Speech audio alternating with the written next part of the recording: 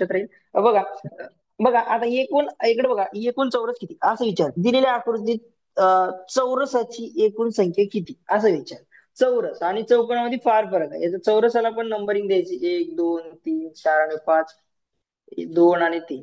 Okay. मग काय करायचं माहितीये का, हा जो कॉलम आहे आणि हा जो आहे रो. ओके.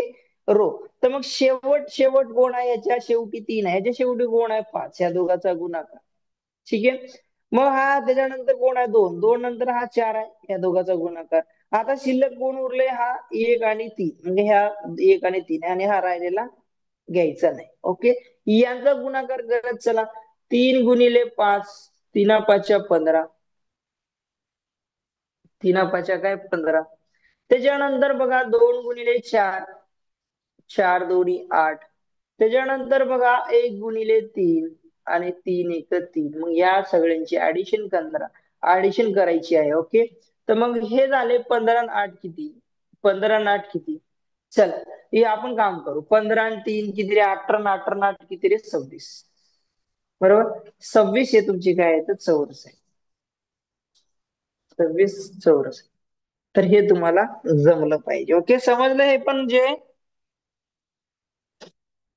हे पण हो. समजलं.